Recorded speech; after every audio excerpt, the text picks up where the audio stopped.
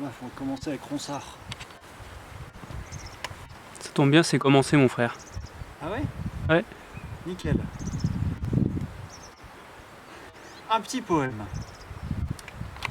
Quand vous serez bien vieille, au soir à la chandelle, assise auprès du feu, dévidante et filant, direz chantant mes vers, et vous émerveillant, Ronsard me célébrait du temps que j'étais belle. L'orne et servante ayant telle nouvelle déjà sous le labeur à demi sommeillant, qui au nom de Ronsard me saille réveillant, bénissant votre nom de louange immortelle. Je serai sous la terre et fantôme sans eau, par les ombres myrteux, je prendrai mon repos. Vous serez au foyer une vieille accroupie, regrettant mon amour et votre fier dédain. Vivez si m'en croyez, n'attendez à demain. Cueillez dès aujourd'hui les roses de la vie. Tout le monde connaît par cœur ce sonnet de Ronsard et tout francophone un peu sain d'esprit se le récite au moins une fois par semaine. Et ce qui m'intéresse, ce n'est pas tellement la rose à cueillir, allusion au vieil Horace, que les ombres myrteux dont parle Ronsard dans son poème. Les ombres myrteux, c'est l'ombre du myrte, magnifique plante odoriférante, petite feuille lancéolée, toujours vert, qui sent très bon. Les fruits sont même comestibles, qui signifiait pour les anciens, si, comestibles. Ah bon? Bon, faut vraiment avoir faim, mais on peut les manger sans mourir. Pour les anciens, qui signifiait l'amour invaincu, l'amour fidèle jusqu'après la mort.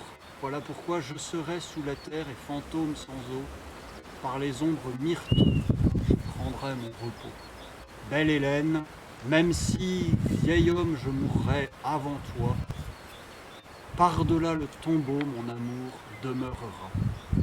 Et dans la Bible, c'est aussi le sens du myrte. C'est aussi ce que signifie le myrte qui est mentionné plusieurs fois. Il signifie d'abord l'amour fidèle de Dieu, qui continue, malgré l'infidélité de son peuple, malgré les péchés du monde, à être présent, à regarder et à aimer. Dans le prophète Zacharie, ce n'est pas le plus connu, mais quand même, il dit « J'eus une vision pendant la nuit ». Donc c'est Zacharie qui rêve.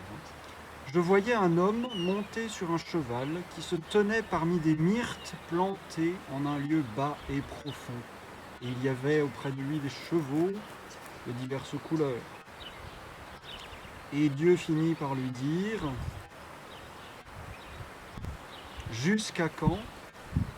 Le prophète lui demande « Jusqu'à quand différerez-vous de faire miséricorde à Jérusalem et aux villes de Juda contre lesquelles votre colère s'est émue ?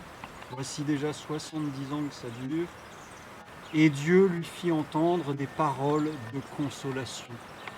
Le prophète est dans un lieu bas et profond comme Ronsard dans les enfers myrteux, mais Dieu vient le consoler. Et pour nous, c'est pareil, et c'est ce que nous rappelle le myrte, même si les amours humaines semblent passagères et volages, l'amour divin, lui, est fidèle. Dans le prophète Isaïe, un peu plus connu, il dit quelque part « Ma parole qui sort de ma bouche ne retournera pas à moi sans fruit, mais elle fera tout ce que je veux et elle produira l'effet pour lequel je l'ai envoyée. Car vous sortirez avec joie et vous serez conduits dans la paix. Les montagnes et les collines retentiront devant vous de cantiques de louanges et tous les arbres du pays feront entendre leurs applaudissements. Le sapin s'élèvera au lieu de la lavande, le myrte croîtra au lieu de l'ortie, et le Seigneur éclatera comme un signe éternel qui ne disparaîtra jamais. »